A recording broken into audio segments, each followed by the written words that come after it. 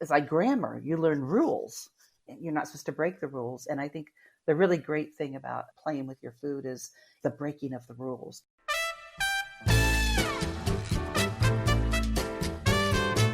I'm Robin Sessingham, and this is The Zest. Citrus, seafood, Spanish flavor, and Southern charm. We're all about food in Florida.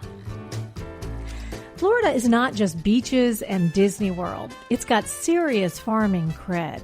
In fact, it was the original cattle ranching state. We find out a lot of surprising food facts when I talk to Heather McPherson, coming up.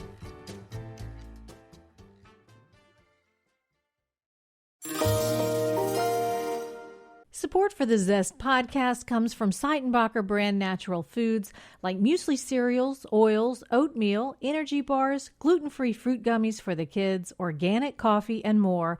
Available in supermarkets, health food stores, or online at Seitenbacher.com. I wanted to make sure that you know about stpetersburgfoodies.com.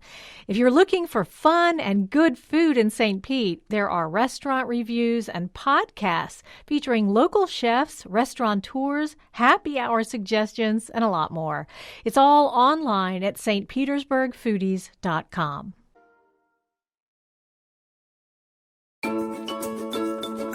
How do you become an expert on Florida food? Heather McPherson has spent decades as food editor at one of the state's major newspapers. She's the author and editor of several cookbooks showcasing Florida's seafood and produce.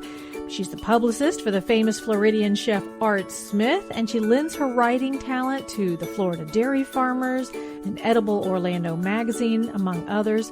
She's also an energetic advocate for Florida farmers. I spoke to her about what makes Florida food so special. Heather, it is so nice to talk to you finally. I have wanted to talk to you for a long time. Thanks so much for being on the Zest.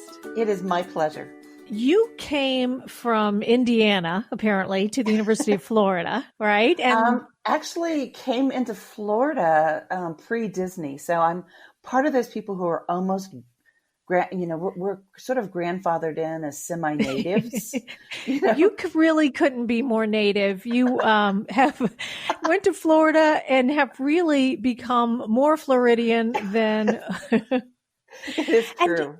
I love the state. I mean, I love its produce. I love the farmers. I love the food makers. I love the chefs. And Florida gets this weird look from the rest of the country because, it's a long peninsula, with a handle up there. And so we encompass such a unique slice of the South. And we are Southern. There are people who argue that we're not, but we also... I'm with you there. Yep. Surrounded by great bodies of water. We have a heritage river that is like our life vein that flows right through the middle of us, the St. Johns River. And we have always taken newcomers from everywhere, whether it was the Spanish, whether it was the French or the British, all of the different food things that happened in the U.S., there's a little bit of a Florida connection, which has fascinated me from the beginning. The entire country wouldn't have had cattle culture without Florida. It didn't come up through Mexico. It did not go to Oklahoma. It didn't go to Texas. They came into Florida and then made their way west. Oh, I don't even think I knew that. Florida is the birthplace of the nation's beef industry. Wow. There's actually some famous Remington paintings, and the Florida cowboy, actually on the back of his saddle, you'll see something yellow, and it's actually a slicker because of the rain here. But the Spanish came and they actually, could you imagine this voyage? I mean, talk about, this is not a Viking cruise, people, but they would come over and they would have cows tied up in muslin and, and then, they came in through the Melbourne area actually. And, and of course, a lot of people were coming in and people scattered, and we had native people here. And there's actually herds of cattle called cracker cattle, and they're heritage breeds. And many of Florida's wonderful beef cattle ranches actually keep small herds of this historic line of cattle for Florida. But we're a calf cow, and we're a calf cow state. We're in the top 10. Actually, I believe we're still in the top 5. Where largely a lot of our cows get shipped to the Midwest or to Texas to be raised, and then they come back. My thing, I spent 30 years as food editor for the Orlando Sentinel, and I used to, people would come here, everyone came here from somewhere else, whether you ended up in the villages or whether you ended up in Ponciana or whatever, and people would say, well, I'll never have a steak like an Iowa steak here, and I would always love, very politely, not sarcastically, saying, well, that Iowa steak was born in Florida. How great. I love your enthusiasm. And Heather, you are the poster child for the Zest podcast, because our whole mission statement really is that people in Florida come from all over the place, from everywhere else. It's a very transient state, but they can find a home here and an identity here through the food. And yes, that's agree. Exactly what you did. I think you are a perfect example of why we have this podcast. So, you have, like you said, 30 years at the Orlando Sentinel as food editor. You've written cookbooks. You're writing all the time about food. So what sets Florida food apart? What's your favorite thing about Florida food? Well, what sets us apart are our seasons. We have seasons year long, where other states in the union don't. Winter will come and it will shut some things down. Now, our seasons, when you come here from up north or you come from the west, you have to get sort of acclimated to the rhythm here. The fact that our strawberries come in right after Thanksgiving and are in December is pretty eye-opening to some people, who are waiting for a summer berry from Oregon, or Michigan or something like that. And so you get these treats really early. Right now we're a little dormant, but we're still in season for tropicals. In the heat, mangoes, all kinds of wonderful things are still ripe. What I'd love for people to do when they move here is take some of these great foodie road trips and discover your new home. Like if you go down to the Fairchild Botanical Gardens in South Florida, and you see 1,000 species of mango from all over the world. We have we did a great interview. Janet Keeler did a great interview with Nori Ledesma, their mango expert down there. It's fantastic. It really is. And we just interviewed Alan Susser from Miami, about mangoes, because there was no mango festival this year. So he's kind of doing an online mango celebration. And, once we all get used to these, new flavors and new tropical treats, and then other things that we had, we grow just about everything here that you grow elsewhere. And we talk about people coming from other places. They've brought their produce with us. Florida has a very large Asian population, and we grow some of the best baby bok choy, all kinds of stuff. People want to see what's familiar on their plates from where they've been. And they have found that, Florida farmers will farm. You tell them you're going to buy it, they're going to farm it. And so a lot of farmers have multiple crops. You've got the strawberry growers will often grow cantaloupe and other things because you want to keep that ground, going. You want to sustain the environment. So you'll see a lot of that. Things like seafood. Shrimp is always in season in Florida. We have 5 species of shrimp. Year-round, you can get Florida sustainable shrimp. And just getting to know your state, I think for anyone that's your first step. Okay, I was born and raised here. I thought I knew my state, but Heather, you've already told me 5 things. I didn't know we had 5 species of shrimp. I mean, wow. Well, not all your mainstream supermarkets are going to have it all the time, but you are going to find places. And I know all over the state, there's great seafood retail outlets to go to, whether you have an authentic fishmonger. I know along the Gulf Coast, there's tons of places. I live You have to search Orlando. them out. You do have to search out the fishmongers. You do. And there's a great resource, and it's free. I always tell people, your tax dollars are doing. Some days you may feel like your road isn't as pretty as you want it to be, but when it comes to information about food, you can go to freshfromflorida.com and find out. They actually have the people who have the Fresh from Florida seal. They have them listed there with their address, with their website. And Oh. they can save you a lot of time.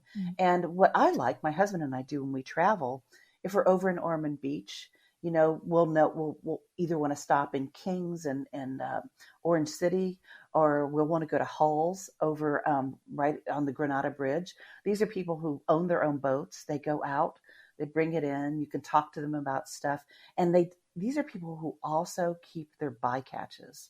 And bycatches are the things like you go out to catch. I'm going to use a bad example because there's limits, but say it's snapper or whatever, and you only can bring in so many pounds. So what a lot of people will do will throw over, if I have a golden crab or I have mackerel, I have this. So many of the Florida fishmongers with their own boats bring that bycatch back, and that's what you want. You don't want to throw it over. And so they also sell that where they are, and they love to tell you how to cook it. So don't be afraid. Ask questions. That's wonderful advice. If you can find those people who are bringing it back on a boat by themselves, Yes. That's fantastic. Because I know, and I've talked about this on the podcast before, and with Laura Riley, former food editor from the Tampa Bay Times. Good friend of mine, yes.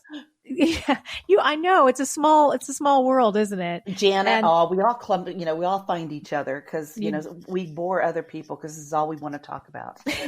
Well, you don't bore me. Good. But no, the problem with bringing in Chinese frozen seafood and, because it's cheaper.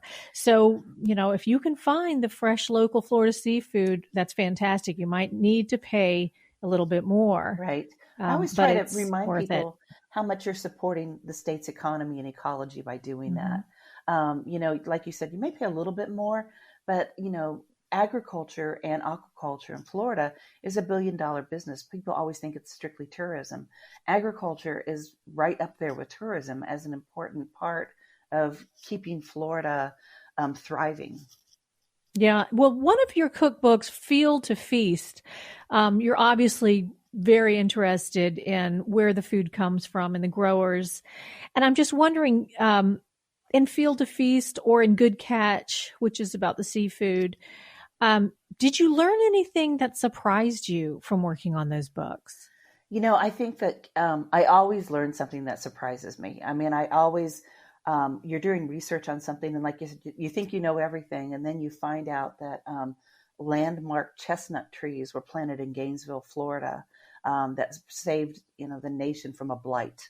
And so there was research being done out of the University of Florida, and you find out these little niches of things, and you feel a part of a bigger community across the U.S., really across the world. I love to follow research out of IFAS. And IFAS is the Institute of Food and Agricultural Sciences. It's based out of the University of Florida. And this isn't just my loyalty to the Gator Nation. I mean, they do incredible research there that all universities, And right now we're experimenting with vanilla in South Florida. I saw that. Which is going to be a wonderful thing. One of the states, olive trees are coming back to Florida. What we would find is that certain crops love, we had all the citrus freezes. So a lot of farmers lost their citrus, especially Lake County's 80, I think about 83 was the last really devastating one. And then people began to find things that love old citrus soil. The first one was blueberries. Florida blueberries now are just sort of everywhere. I mean, we just, right after strawberries, we get into blueberries. And they have a really narrow season, and people before North Carolina comes into correct. season. Yeah, that's it. It's not like our peaches now. It's like quick before South Carolina and Georgia get in. That's right. But one other thing about that crop is that when I first started writing about food, we were represented by the state of Michigan in marketing for blueberries because we were first out, but we were a nothing crop. They didn't care about us, sort of thing. So now we're a multi-million-dollar crop because in Lake County and other places, they found out the high bush blueberry loves old citrus soil. It likes sand, high and dry. So they were able to replenish these farms and eventually making blueberries an important part of the economic agricultural landscape. And we have to mention that one reason the farmers are going to blueberries and going to peaches and other things is not just the freezes. It's, of course, it's citrus greening, which has devastated the citrus industry. It's down 70% from what it was during its peak. So those farmers, a lot of them have sold, and the land's been developed because a lot of, like you said, high and dry land in Florida is very valuable to developers. And you can't, I mean, as sad as it is to see it go into housing subdivisions, you can't blame them for wanting to make their money. But a lot of the farmers don't want to leave farming, and they've gone into these other crops. It's like the olive trees that are coming back. There's olive trees, we're in Florida, with the Spanish brought them. And there's actually the oldest living olive tree in Florida, I believe still is in Ormond Beach. There's actually, I've been told that there is an attachment to the deed of the suburban house that certain scientists get to visit it twice a year, because it's still thriving, and just to make sure that they know why. Like 500 years old? I don't really know its birth date, but because I think the Spaniards, 500 years ago was when they settled in St. Augustine. So it might be really old. But I just think that's fascinating as we find out, again, olive trees like that high sandy soil, and they like to grow densely. They found a couple of varieties where there's now a Florida Olive Oil Association pressing olive oil. Is there really? Yes, it's real expensive. They're actually doing it as a co-op where they'll bring I believe it's in Live Oak, and they'll bring all the oil there and have it, massively pressed, and then they take the bottles back to their individual places to sell it. It's expensive because we don't have a lot of product, and we're not yet Greece, Italy or Spain with olive oil, but and it'll be quite a while before that builds up. But and you asked about surprises. I think people are always surprised. I think about Florida beef, especially in Central Florida. We know about the cowboy culture around Kissimmee, Silver Spurs Radio. I think sometimes they forget about the dairy cows that are in Florida.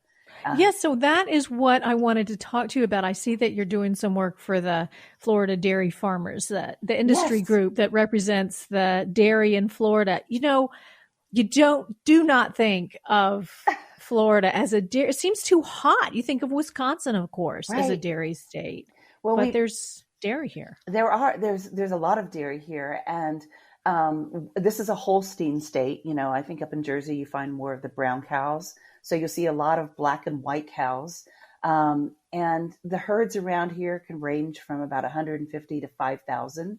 The cool thing, though, is these farms, 90% are owned and operated by second and third generation farmers. And that's huge. We probably have, I would gather, about 125,000 dairy cows in Florida. And that math alone is about 300 million gallons of milk a year. Now, it's real important, when you think about, okay, that's sustainable for the state of Florida, but we actually help the Caribbean get dairy because they don't have grazing land.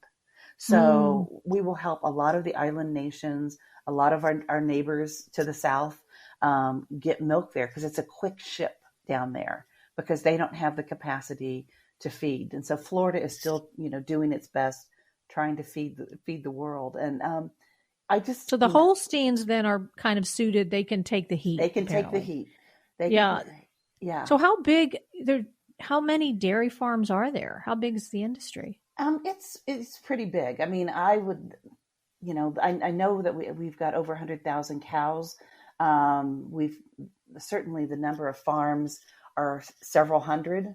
The largest counties that we have with dairy are Okeechobee and Lafayette counties. So down south, like around down south. Yeah.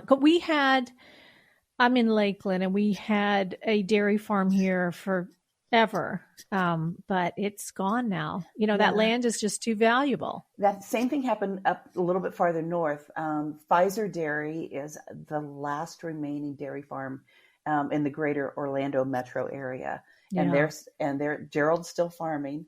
But you will find, you'll find them all over the state, a little bit farther to the south. And they're doing incredible stuff. And it's just amazing what I'd love for people to do, and so many people are homeschooling right now, whether or not you're doing your county live, what have you, but you can go to floridamilk.com and you can actually meet the families, which I think is the coolest thing. Meet the farmer. And you'll see that the kids are involved. Everyone's involved from the get-go. And it's, to me, that brings more to your plate when you see a real person. You don't just, you're not just picking up the carton like, oh. It's not just a white liquid, Yeah. where it comes. Well, there was one fact on the website. 1 gallon of milk is 345 squirts of a cow's udder. Who knew? I did not know. Well, of course, luckily we have electric, we have mechanical milking machines now. Right. So right. that sounds like a lot of work. It does sound like a lot of work. And, in cooking, now, people, it seems like everyone has you can't invite anyone over to dinner without saying, what are you allergic to or whatever. Right. And so now we have, A2 milk.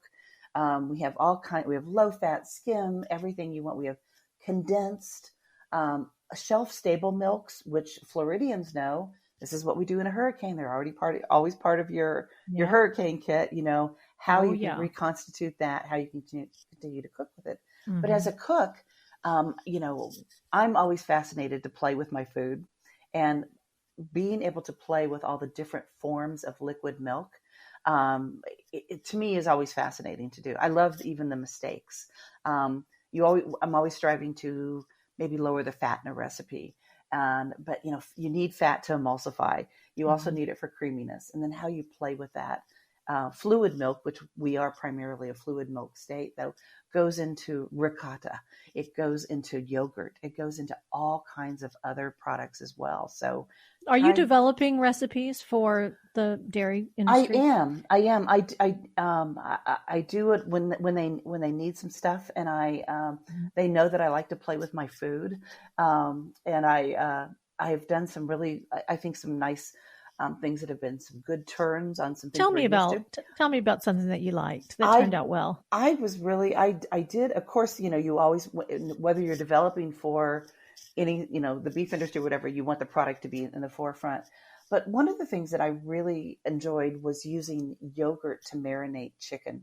It has some natural enzymes in it, and you don't have to do a long marinade, really easy to do. I did a series for them using the Instapot because it seemed like everybody was buying Instapots. And I personally, I've been cooking for so long, said, I just don't need another appliance. Right. Well, I actually kind of fell in love with it. And I don't think that my slow cooker is talking to me anymore. I just found out, wow, you could really do dinner, in 30 minutes with this. But I did some, braising pork and other things in milk is a long traditional cooking method, and I did some creamy pork chops. But the one that I really was fascinated with, I love gazpacho. We're in Florida. Nothing is more cooling than a really great tomato-based soup with some bell peppers in there. And I think everyone likes gazpacho. Mm-hmm. At least my friends do.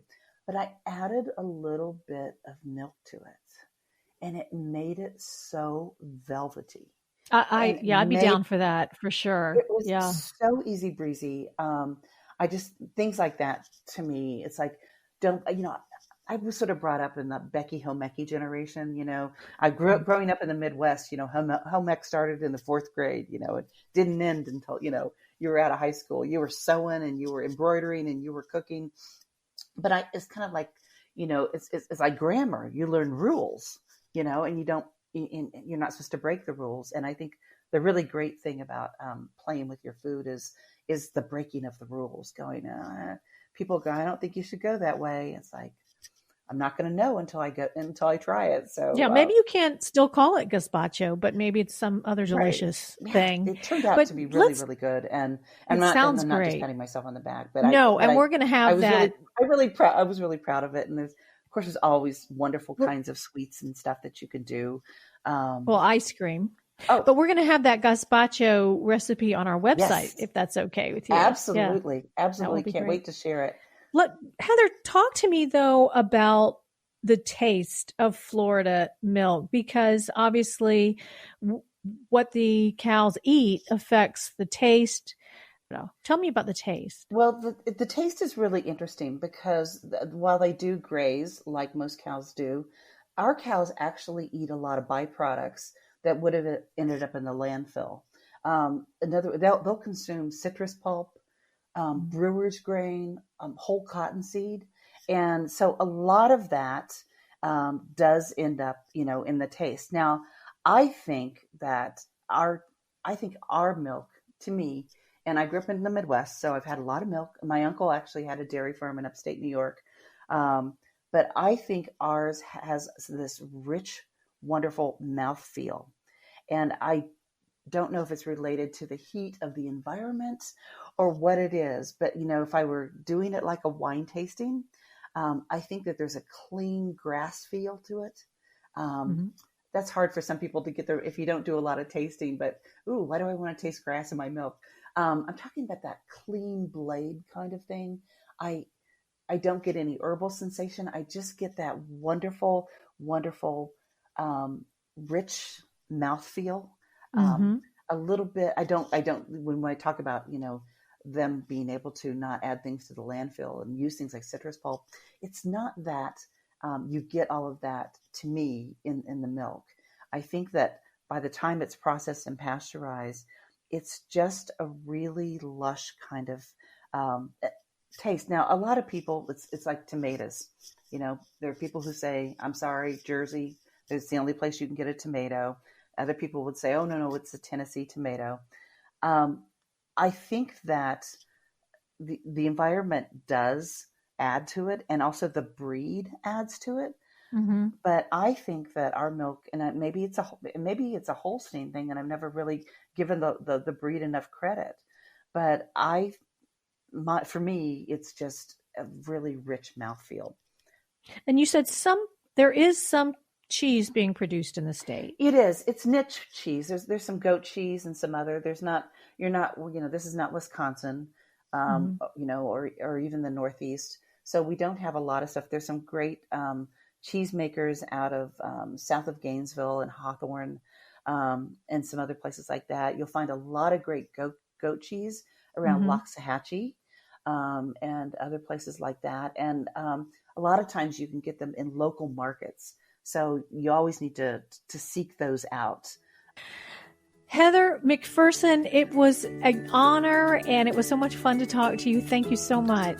This has been great. It's so wonderful sitting down with food people and knowing that we're going to spread the good word about Florida agriculture. That was food writer and publicist Heather McPherson. We've got her recipe for garden gazpacho at our website, thezestpodcast.com. Thanks so much for listening. I'm Robin Sussingham. Dalia Colon and I produce The Zest with help from Cheyenne Jacklell and Mark Hayes. Copyright 2020, WUSF Public Media, University of South Florida.